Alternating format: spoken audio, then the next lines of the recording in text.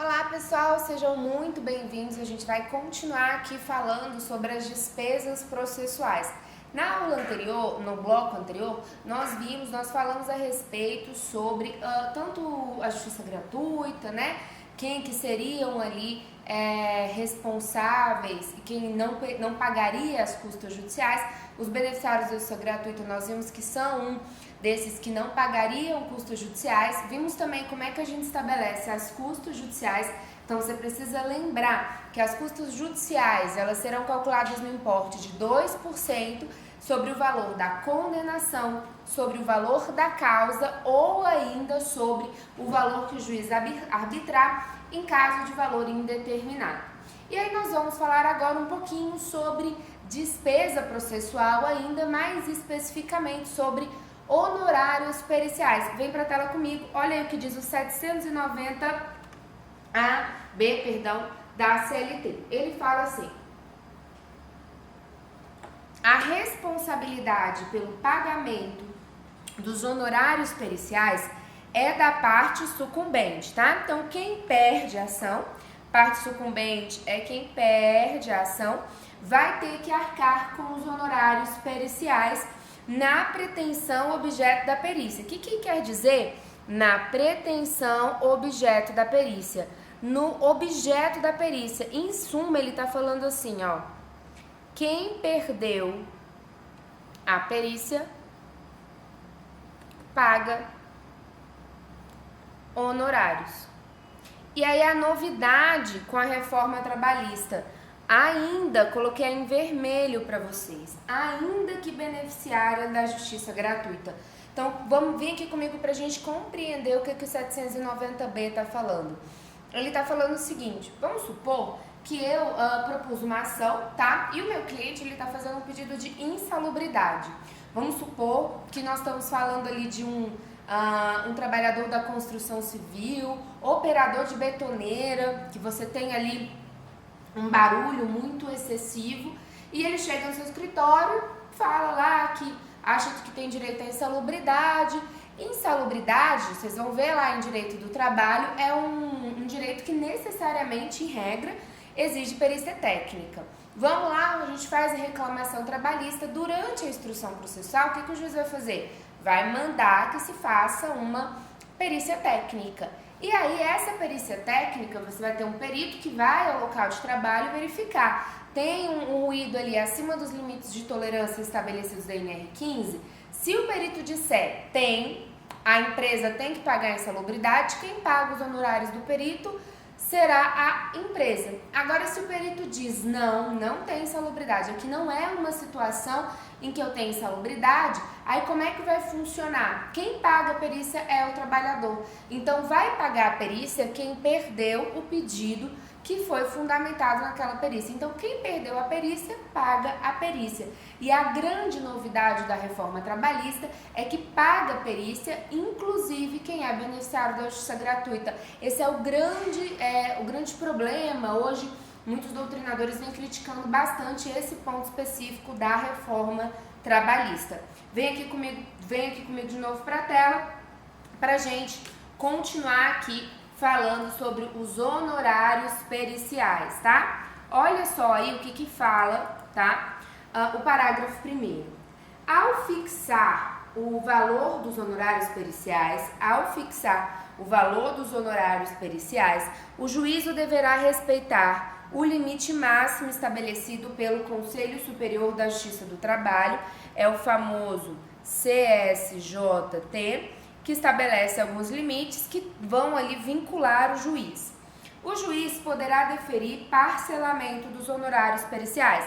Então, o juiz, se a parte pedir, o juiz pode sim autorizar que esses honorários sejam parcelados.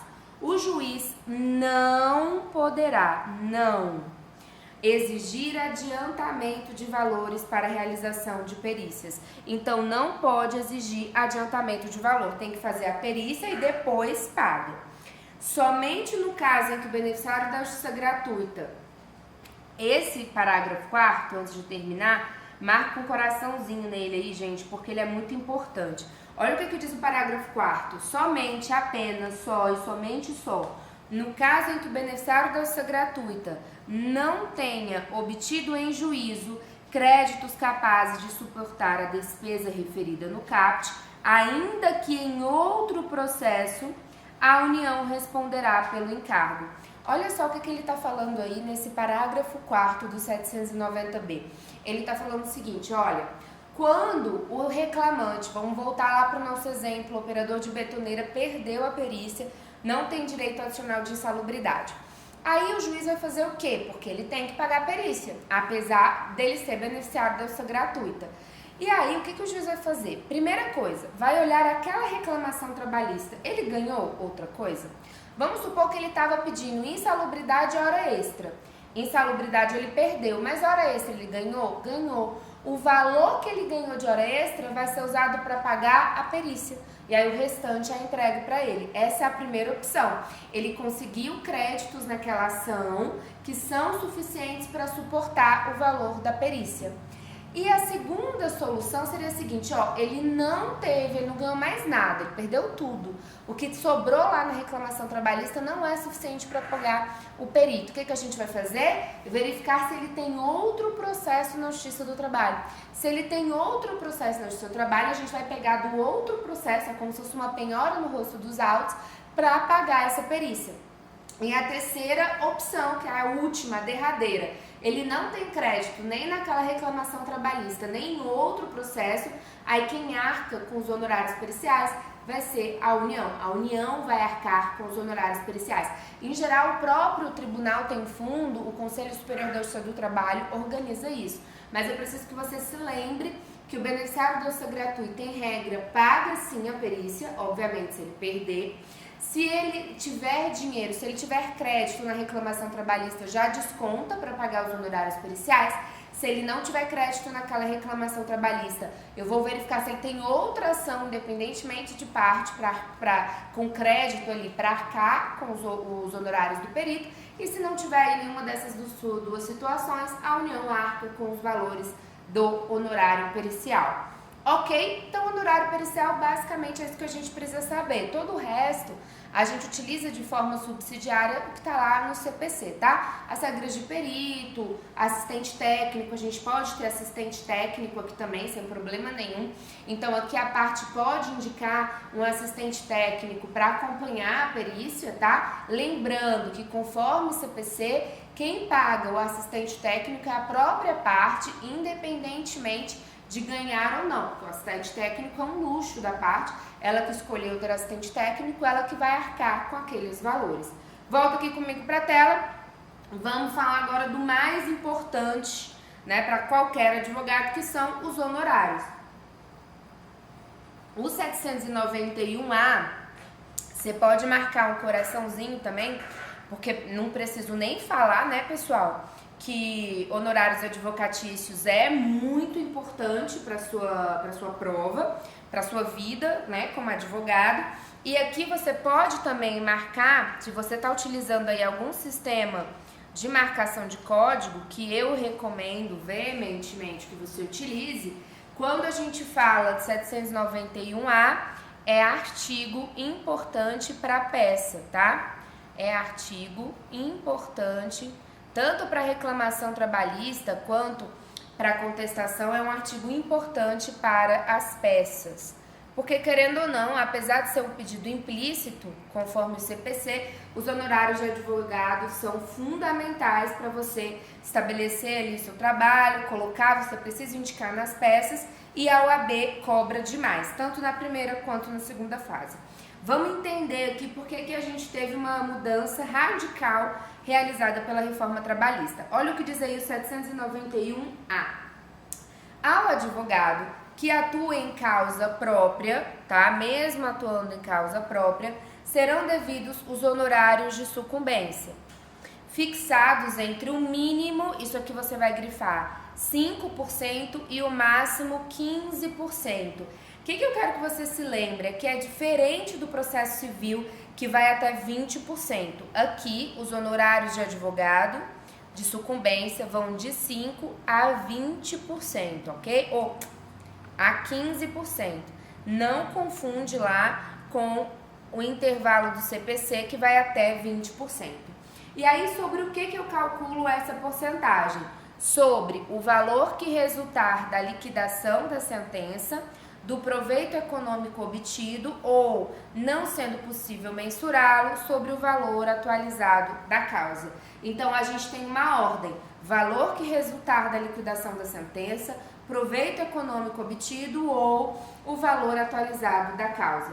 Os honorários advocatícios de sucumbência são devidos também nas ações contra a fazenda pública. Então, cabe tranquilamente aqui honorários de sucumbência. E nas ações em que a parte estiver assistida ou substituída por sindicato de sua categoria. Então, tanto quando a parte ela estiver ali litigando contra a fazenda pública, como quando a parte estiver sendo substituída ou estiver sendo assistida pelo sindicato da categoria, nessas duas situações nós teremos aí honorários advocatícios de sucumbência, tá? A substituição processual nós vamos ver um pouquinho mais pra frente, quando a gente for falar de processo coletivo, o sindicato ele pode sim substituir processualmente os trabalhadores, tá? E mesmo assim será cabível os honorários de sucumbência. Volta comigo para a tela. O que o juiz, aí, ao fixar os honorários, o que o juiz vai observar, pessoal? 4 pontos têm que ser levados em consideração pelo juiz no momento de arbitrar os honorários de sucumbência. Primeira coisa, o grau de zelo do profissional, o lugar de prestação do serviço, a natureza e a importância da causa, o trabalho realizado pelo advogado e o tempo exigido para o seu serviço. Então, o juiz vai observar aqui esses 4 pontos, tá? E eles serão levados em consideração para que o juiz arbitre aí o intervalo, a porcentagem dos honorários. Na hipótese de procedência parcial, o que é procedência parcial? Vamos fazer aqui um esqueminha só para vocês entenderem o que é procedência parcial, para ficar bem claro. Procedência parcial é o seguinte, tá? Vamos supor aqui, ó, que na minha reclamação trabalhista eu pedi hora extra e vamos supor pagamento de férias indenizadas, tá?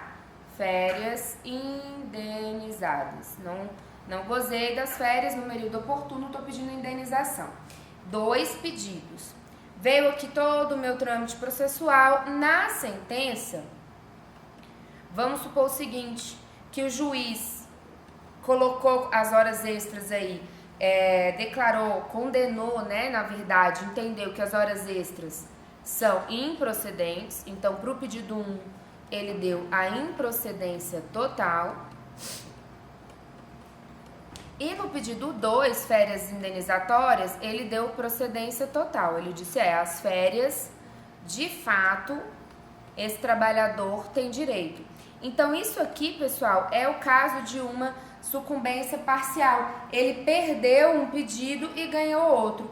Vai ter que pagar o honorário? Vai. Aqui, ó, o reclamante, ele vai ter que pagar, o reclamante vai pagar para a reclamada os honorários advocatícios de sucumbência referente ao pedido 1, e a reclamada vai pagar para o reclamante os honorários, deixa eu só arrumar aqui,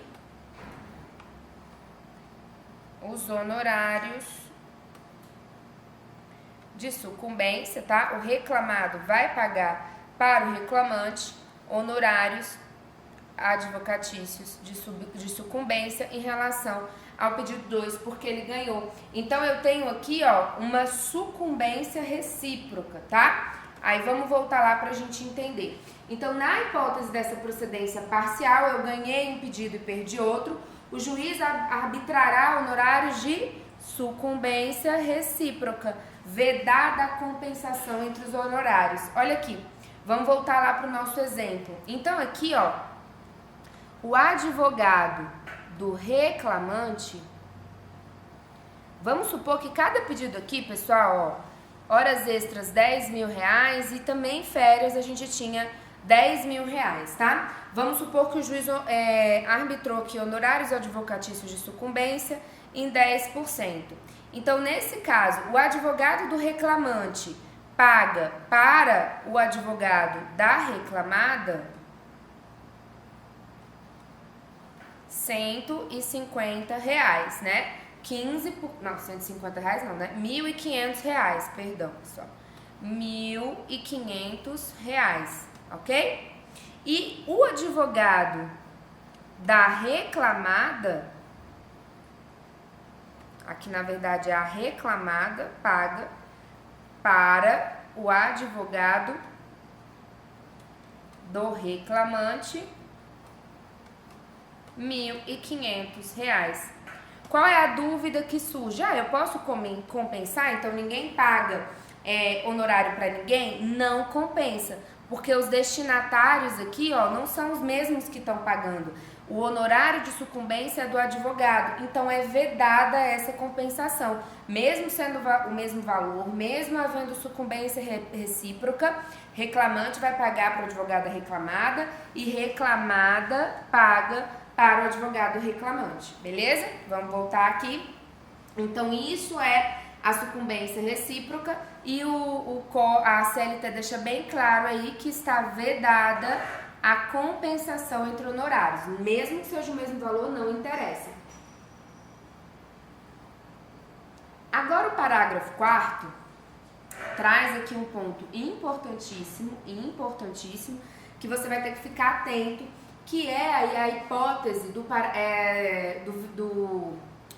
de ser sucumbente quem é beneficiário da justiça gratuita. Acompanhe a leitura do parágrafo 4º comigo. Vencido o beneficiário da justiça gratuita, então aqui quem é o beneficiário da justiça gratuita, ele foi sucumbente.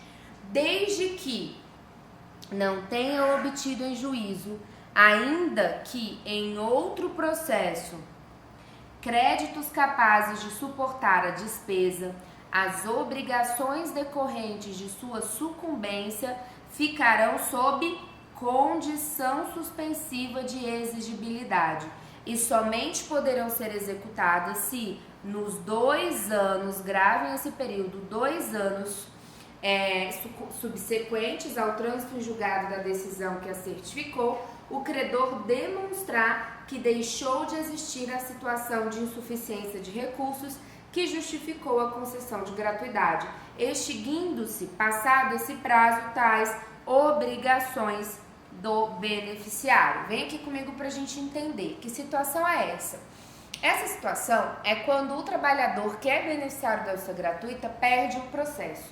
Vamos voltar lá para o nosso caso do trabalhador da construção civil, operador de betoneira pedindo insalubridade. Ele perdeu, só que ele era beneficiário da justiça gratuita. Vamos supor que ele ganhava um salário mínimo, o juiz já declarou inclusive de ofício, né?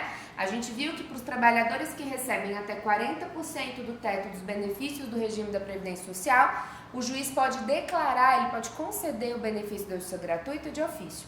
Então, esse trabalhador, ele tinha, de fato, o direito à justiça gratuita, era um senhor muito humilde, não tinha como pagar custas nem honorários. O processo foi extinto, ele perdeu, foi julgado improcedente, extinto com mérito, e aí vamos supor que ele tinha pedido aí R$10.000, e o juiz arbitra os honorários de sucumbência em 5% sobre o valor da causa. Logo, ele deve R$500. Aí qual é a ideia aqui? R$500 para o advogado da reclamada. Ele deve diretamente para o advogado da reclamada R$500.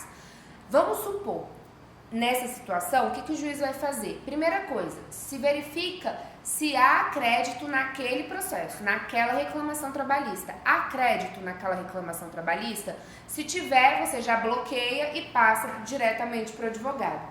Não tem crédito, ele perdeu tudo. Perdeu tudo, então o que a gente vai fazer? Vai ver se ele tem crédito em outro processo. Não tem crédito também em outro processo?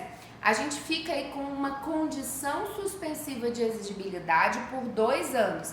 Nesse lapso temporal de 2 anos, se o advogado da empresa provar que ele perdeu a condição de beneficiário da justiça gratuita, vamos supor que ele arrumou um novo emprego, está ganhando R$5.000 por mês agora, não é mais beneficiário da justiça gratuita.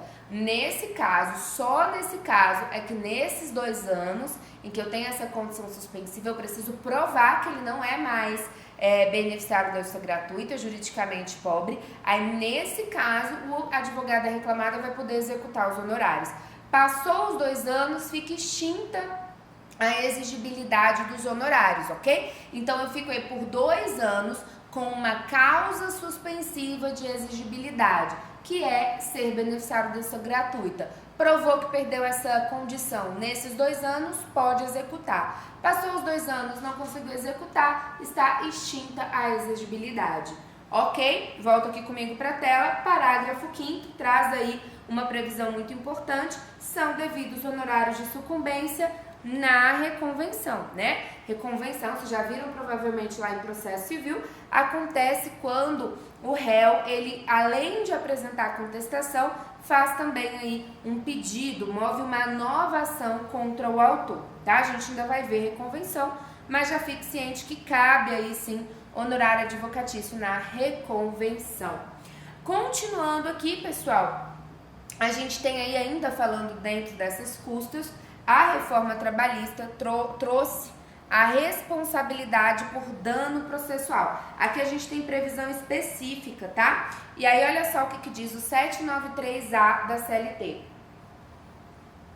Responde por perdas e danos aquele que litigar de má-fé como reclamante, reclamado ou interveniente. Então, além da multa por litigância de má-fé, ainda pode responder por perdas e danos. E aí ele diz pra gente quem é o litigante de má-fé. Quem deduzir pretensão ou defesa contra texto expresso de lei, então fez qualquer pedido contra o texto expresso de lei, litigante de má-fé, ou está fazendo um pedido baseado num fato que é incontroverso, quem altera a verdade dos fatos, quem usa o processo para conseguir objetivo ilegal, quem opuser resistência injustificada ao andamento do processo. Aqui você já pode puxar uma setinha e ir lá para o 311 do CPC, que a gente tem lá a tutela provisória de evidência, que inclusive a gente aplica aqui, tá? Ao processo do trabalho, tutela provisória de evidência. Quem proceder de modo temerário em qualquer incidente ou ato processual, quem provocar incidente manifestamente infundado e quem interpuser recurso com intuito manifestamente protelatório. Aqui a gente tem as causas que vão ensejar a litigância de má-fé. E aí no 793C a gente tem a multa por litigância de má-fé, tá? Olha só aí o que diz o 793C. De ofício ou a requerimento, o juízo condenará o litigante de má-fé a pagar multa, que deverá ser superior a 1 e inferior a 10% do valor corrigido da causa. Então, a gente utiliza aí como parâmetro para multa de litigância de má-fé o valor corrigido da causa. E também a indenizar a parte contrária pelos prejuízos que esta sofreu e arcar com os honorários advocatícios e com todas as despesas que efetuou. Quando forem 2 ou mais os litigantes de má-fé, o juiz condenará cada um, obviamente, na proporção de seu respectivo interesse na causa ou solidariamente aqueles que se coligaram para lesar a parte contrária. Quando o valor da causa for irrisório ou inestimável, a multa poderá ser fixada em até 2 vezes o limite máximo dos benefícios do regime geral de previdência social. O valor da indenização será fixado pelo juízo ou, caso não seja possível mensurá-lo, liquidado por arbitramento ou pelo procedimento comum nos próprios autos, ok? Aqui, as liquidações comuns que a gente tem aqui no cumprimento de sentença. Ok? Essa é a multa, a famosa multa por litigância de má-fé. A gente tem previsão específica, tá? Na CLT, então você não vai lá para o CPC por litigância de má-fé, ok? E aí a gente tem uma novidade, tá? Que está sendo muito criticada também, porque isso pode trazer um medo muito grande para as testemunhas. é o 793D, que traz a possibilidade de aplicar multa à testemunha. Olha só o que diz o 793D. Aplica-se a multa prevista no 793C desta consolidação à testemunha que intencionalmente alterar a verdade dos fatos, aquela que mente, está cometendo crime, ou omitir fatos essenciais ao julgamento da causa. Então, a testemunha mentiu, além de responder lá por crime de falso testemunho, ela pode ter que arcar com essa multa. A execução da multa neste artigo, ou seja, a execução contra a testemunha, vai ser nos mesmos autos em que a gente está litigando. Beleza? Pessoal, a gente encerra esse bloco por aqui, ok? Já voltamos com mais processo do trabalho.